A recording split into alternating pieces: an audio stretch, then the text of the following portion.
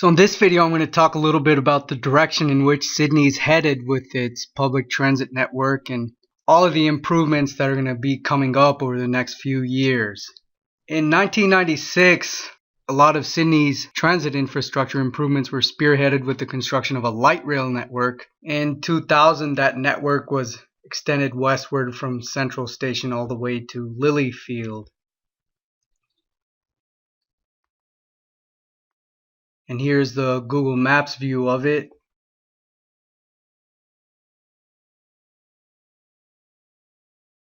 So here's the Central Light Rail Station. And light rail goes into Darling Harbour and traverses through the suburb of Pyrmont, not sure how to pronounce that. And then it heads westward like so. And when it reaches the Rozelle Bay station, it parallels the City West link for a few stations, or actually for 2 stations, and ends in Lilyfield, at least according to the Google Maps. And construction westward to Lilyfield was completed in 2000. Since then, the network has been extended from Lilyfield southwestward to the Dulwich Hill interchange, passing through the suburbs of Leichhardt, Haberfield, Petersham, Lewisham, ending in the Dulwich Hill interchange. So that's roughly from here. The light rail network's been extended through here, around this way, and ends somewhere here in Dulwich Hill. And this extension was recently completed in 2014. So from 2014, you have an extension from here to here, and we have 1, 2, 3, 4, 5, 6, 7, 8, 9 stations added. So this segment of the network from Central to Lilyfield was 7.2 kilometers. The extension completed in 2014 from Lilyfield to the Dulwich Hill interchange added an additional 5.2 kilometers to the network.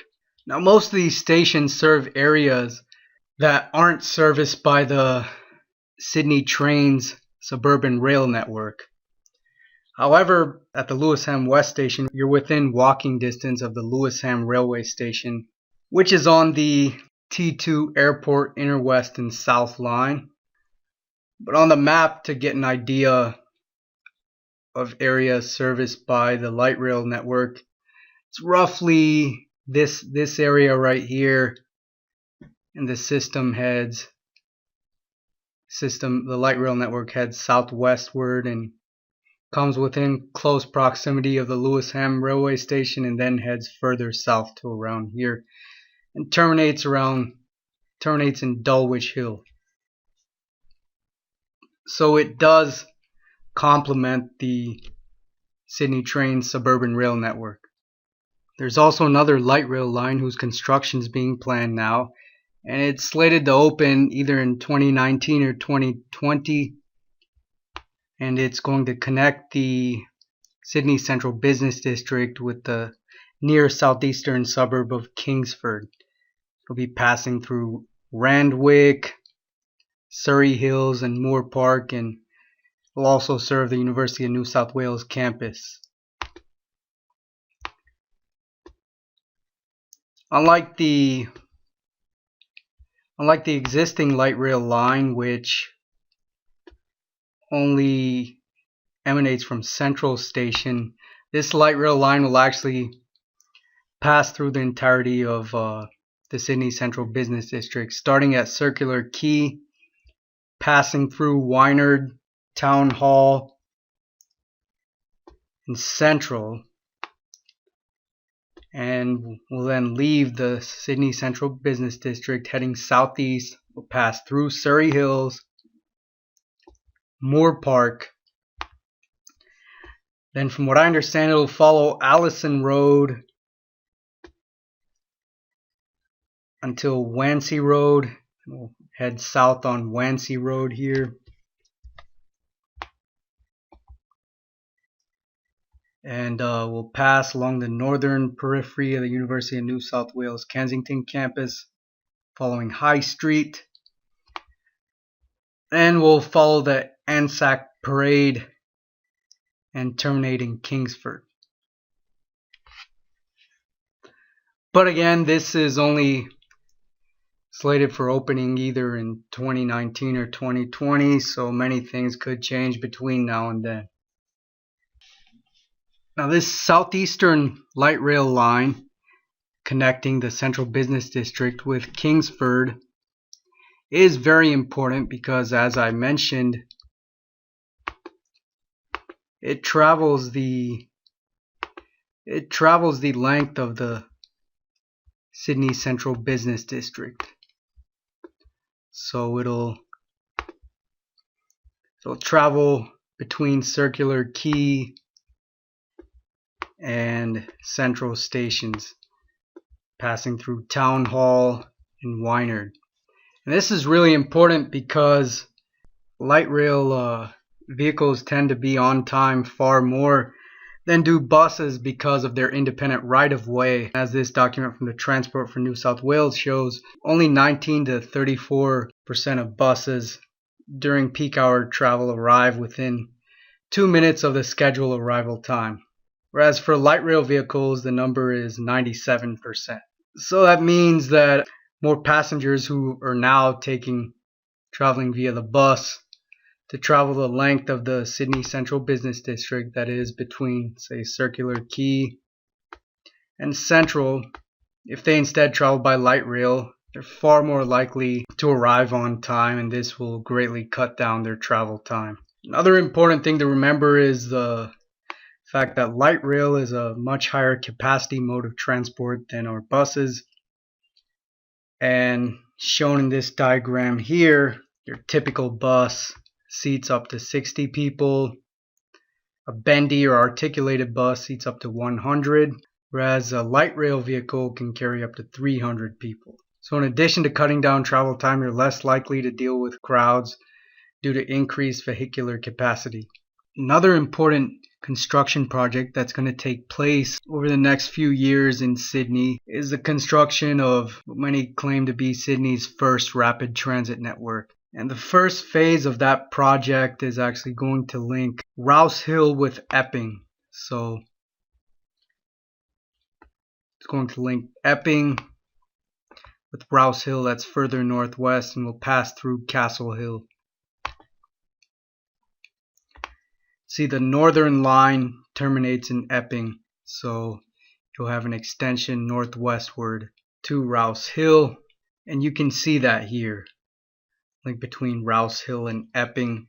And what's currently the Chatswood to Epping rail link, this rail link here, it's going to be upgraded to single deck high frequency rapid transit service. Currently have a train every 15 minutes, so that's 4 trains per hour. That'll be upgraded to a train every 5 minutes, or roughly 12 trains per hour. And this Harbour Bridge crossing is also going to be upgraded to rapid transit. That connects Milsons Point with the Central Business District. And what's currently the T3 Bankstown line, here shown in orange, it's also going to be converted to rapid transit.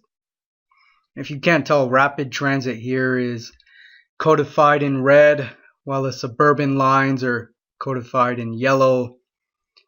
The third tier intercity lines are in blue. And part of what's the eastern suburbs and Illawarra line will also be converted to rapid transit, extending southward until Hurstville. Now, as for improvements in the bus system, you know, the bus system as it exists is very, very complicated, and it is really the consummate of several bus systems, each of whose map is pretty massive. As I've alluded to in other videos, in spite of having what seems to be a really comprehensive bus system on paper, its user friendliness still leaves quite a bit to be desired. So just like the rail system, they're going to make it a 3-tiered system with rapid buses serving the inner portions of the Sydney region, which includes the Sydney Central Business District and the innermost suburbs. Along these bus routes, you can just show up and expect to get a bus within a few minutes. Next, they'll have suburban buses, which will operate on a timetable. And finally, intercity or regional buses, which also will operate on a timetable, will serve the more outer areas. As far as how bus services will pan out as far as shortened commute times, we'll take a look at the trip between Parramatta and the Central Business District via Ryde. The trip from Parramatta to the Sydney Central Business District takes 73 minutes currently. Within 3 to 5 years, the additional services are projected to reduce this 73 minutes to somewhere between 50 to 60 minutes. The trip between Ryde and the Sydney Central Business District currently takes 37 minutes, and developments taking place over the next 3 to 5 years will cut this 37 minutes to a 25 to 30 minute trip. And that's just one example. But for now, I'd say your best bet is to use the map that I developed that shows how the region's various bus networks can be used in tandem with the rail network to serve big gaps in the rail network. In case you missed it from some of my other videos, here's that map with the routes between major outlying stations offering frequent bus services shown in black, and the services along those routes or routes are shown here in these little white boxes. And that's it for this video.